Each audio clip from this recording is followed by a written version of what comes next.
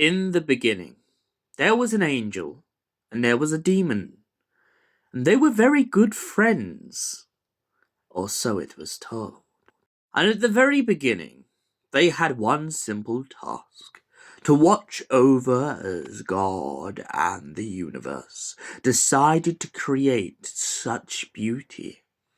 However, one of them decided that it would be good to trick them by being a snake, whilst the other decided that they would give the humans a flaming sword. Both the angel and the demon were punished for eternity. They were punished to stay on Earth and to observe. One day they would be called again, once again, when Armageddon decided to rear its head. This time they were to watch over the Antichrist and make sure that things didn't get too out of hand.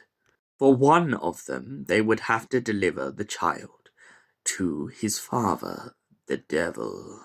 For the other, they were to make sure that the Antichrist never got anywhere near their father and stop them from causing Armageddon altogether. However, this was not an easy task because the two, angel and the devil, both begin to mess up. They forget which child is which. So they spend the next few years trying to right the wrongs of their mistakes. However, it's not very easy, as after all, they have lived around for centuries and they are prone to mess up here and there. So Crowley and Aziraphale found themselves in what an absolute pickle of an adventure. Elsewhere, a witch hunter and a witch both madly fall in love. The horsemen of the apocalypse begin to get ready to rear their head, and the Antichrist finally ends up coming face to face with Satan himself.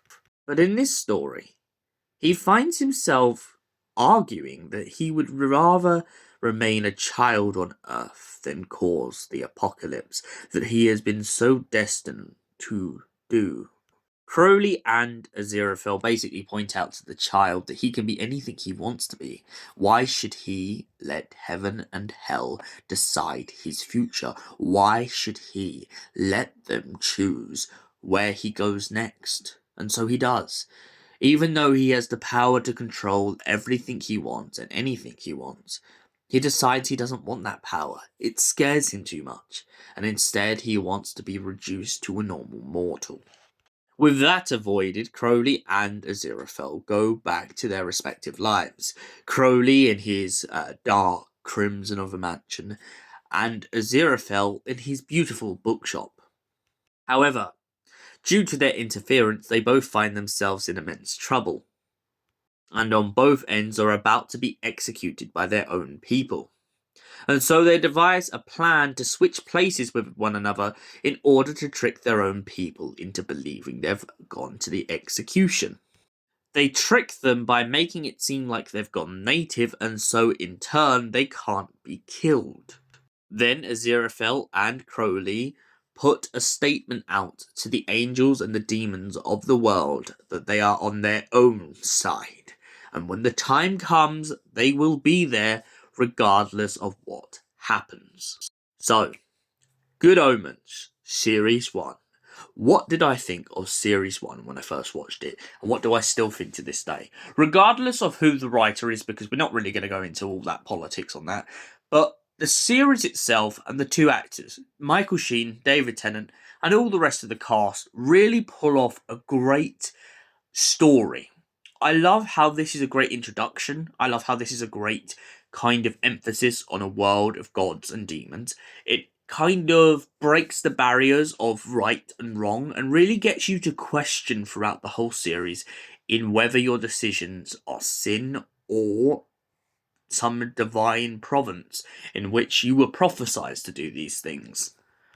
I also like how Crowley and Aziraphale spend the whole series with this kind of back and forth banter between themselves. I also like that we get to jump back and forth in time and get to see them during the early years. I also like how Crowley is really conflicted by the fact that God wants to drown all the people on the earth. I find that absolutely hilarious that you have a demon here who would usually be all up for things where people get slaughtered, but is actually kind of concerned because he thinks that should be his job, not the divine deity.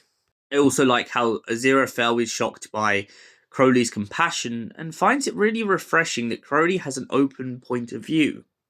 And for that reason, I give Series 1 a solid 9 out of 10. Thank you for watching, and we'll see you in the next series review. Until then, goodbye, stay beautiful, you beautiful people.